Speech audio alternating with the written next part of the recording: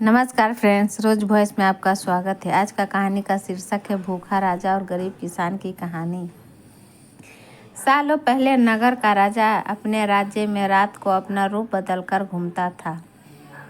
वो रूप बदलने के बाद लोगों से मिलकर अपने यानी राजा के बारे में जानने की कोशिश करता और उनकी समस्याओं को समझाता था। एक रात जब वह नगर घूमकर आया तो अचानक जोर से बारिश होने लगी। उसने देर किए बिना एक गरीब के घर का दरवाज़ा खटखटाया। राजा के दरवाज़ा खटखटाने के बाद घर से एक व्यक्ति निकला। वह एक गरीब किसान था जो अपनी पत्नी और बच्चों के साथ रहता था। बारिश तेज थी तो किसान ने राजा को अंदर आने के लिए कहा। राजा ने घर में जाने के बाद पूछा, क्या आप मुझे कुछ खिला सकते हैं?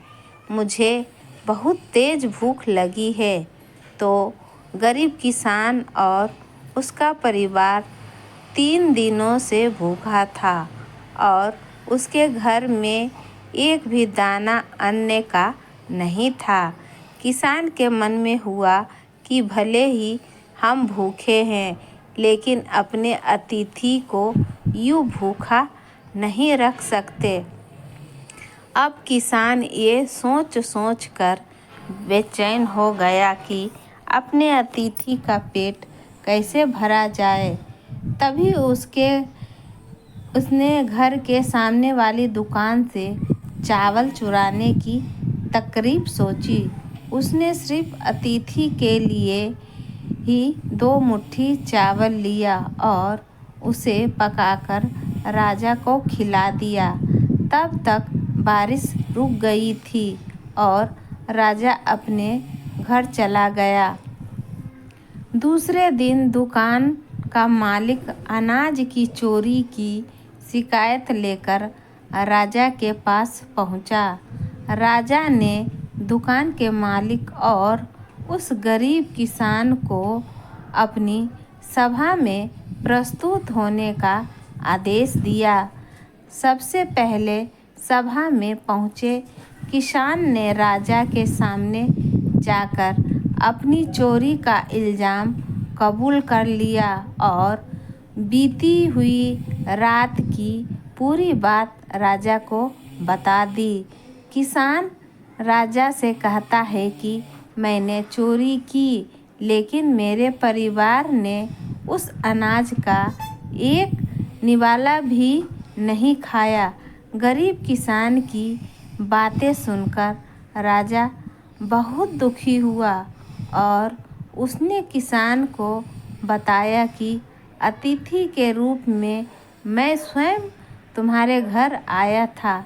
इसके बाद राजा ने सभा में पहुँचे दुकानदार से पूछा कि क्या आपने अपने पड़ोसी को चोरी करते हुए देखा था?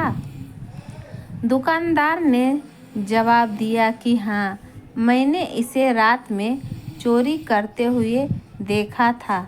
दुकानदार की बात सुनने के बाद राजा कहता है कि इस चोरी के लिए मैं पहले जिम्मेदार हूँ और फिर दूसरा तुम हो, क्योंकि तुमने अपने पड़ोसी को अनाज की चोरी करते हुए देखा, मगर कभी उसके भूखे परिवार को नहीं देखा।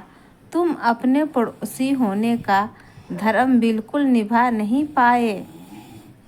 इतना कहने के बाद राजा ने दुकानदार को सभा से जाने के लिए कह दिया और किसान की अतिथि निष्ठा भाव को देखकर उसे 1000 सोने के सिक्के इनाम के रूप में दे दिया।